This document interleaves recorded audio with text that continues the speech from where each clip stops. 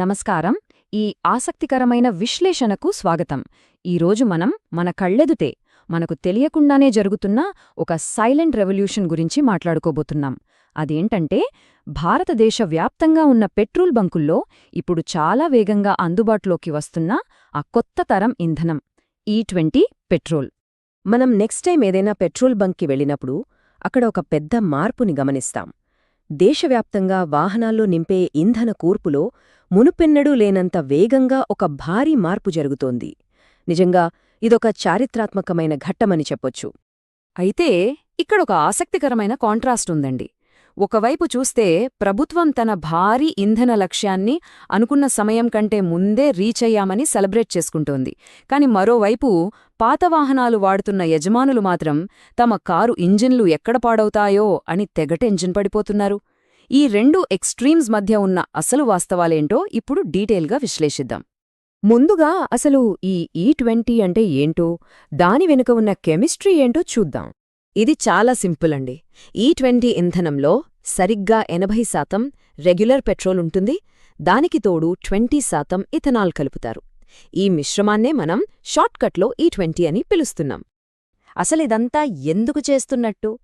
Ethanol అనేది ప్రధానంగా చెరకు, మొక్కజొన్న లాంటి వాటి నుంచి తయారయ్యే ఒక బయోఫ్యూయల్. దీన్ని పెట్రోల్లో 20% బ్లెండ్ చేయడం వల్ల లాభాలు మామూలుగా లేవు. దీనివల్ల దేశానికి విదేశీ మారకద్రవ్యాల్లో వేల కోట్లు ఆదా అవడమే కాకుండా పర్యావరణానికి హాని చేసే కార్బన్ ఎమిషన్స్ కూడా భారీ స్థాయిలో తగ్గుతాయి. ఇప్పుడు అసలు మెకానికల్ సమస్య దగ్గరికి వద్దాం. దీన్ని అర్థం చేసుకోవడానికి ఒక చిన్న అనాలజీ వాడదాం. అదే థర్స్టీ రబ్బర్ బ్యాండ్ లేదా దప్పికగొన్న రబ్బర్ బ్యాండ్. 2005 నుంచి 2016 మధ్య తయారైన భారత్ స్టేజ్ 3 అంటే BS3 వాహనాల పరిస్థితి ఎలా ఉందో ఒక్కసారి ఊహించుకోండి. ఒక సాధారణ సాగే గుణమున్న రబ్బర్ బ్యాండును తీసుకుని ప్యూర్ ఆల్కహాల్తో నిండిన ఒక గాజు సీసాలో ముంచితే ఏమవుతుంది? ఇంజిన్ లోపల ఈ E20 ఇంధనం వెళ్ళినప్పుడు జరిగే కెమికల్ రియాక్షన్ సరిగ్గా ఇలాగే ఉంటుంది. అసలు ప్రాబ్లం ఎక్కడొస్తుందో గమనిస్తే, లోహంతో అంటే మెటల్తో చేసిన మెయిన్ ఇంజిన్ పూర్తిగా సురక్షితంగా ఉంటుంది. దానికి ఎలాంటి డ్యామేజ్ జరగదు. కానీ ఇథనాల్ అనేది చాలా పవర్ఫుల్ సాల్వెంట్ కదా. అది పాత వాహనాల్లోని రబ్బర్ ఫ్యూయల్ పైపులు, సీల్స్, ఇంకా గ్యాస్కెట్లలో ఉన్న తేమను అక్షరలా పీల్చేస్తుంది.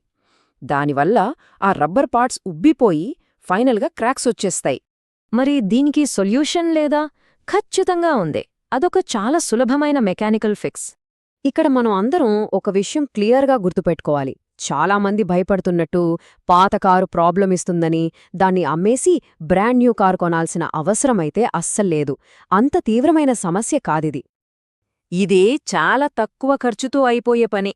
మనం కారును రెగ్యులర్ సర్వీసింగ్కి ఇచ్చినప్పుడు ఆ డ్యామేజ్ అయ్యే అవకాశమున్న పాత రబ్బర్ గుట్టాలు, గ్యాస్కెట్లను తీసించేసి వాటి ప్లేస్లో E20కి సెట్ అయ్యే కొత్త కంప్లైంట్ పార్ట్స్ వేయిస్తే చాలు, ప్రాబ్లం సాల్వ్డ్.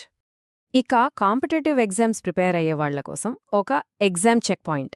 కొన్ని కీలకమైన వాస్తవాలు ఇప్పుడు చూద్దాం. మనం ఖచ్చితంగా గుర్తుంచుకోవాల్సిన 4 ఇంపార్టెంట్ ఫ్యాక్ట్స్. 1. ఈ 20% ఇథనాల్ బ్లెండింగ్ టార్గెట్ని మన దేశం ఒరిజినల్ డెడ్లైన్ 2030 కన్నా ముందే అంటే 2025లోనే రీచ్ అయిపోయింది. 2. 2005 నుంచి 2016 మధ్య వచ్చిన BS3 వాహనాలకు రబ్బర్ అప్గ్రేడ్స్ తప్పనిసరి. 3. ఈ ఇంధనం వాడటం వల్ల మైలేజ్ లేదా ఇంధన సామర్థ్యం అధికారికంగా 1 నుంచి 6% డ్రాప్ అవుతుంది. 4. వ్యవసాయ సంబంధిత చక్కెరలు, పిండి పదార్థాలను పులియబెట్టడం అంటే ఫర్మెంటేషన్ ప్రక్రియ ద్వారా ఈ ఇథనాల్ను తయారు చేస్తారు. ఈ వాస్తవాలను మన బ్రెయిన్లో లాక్ చేసుకుందాం.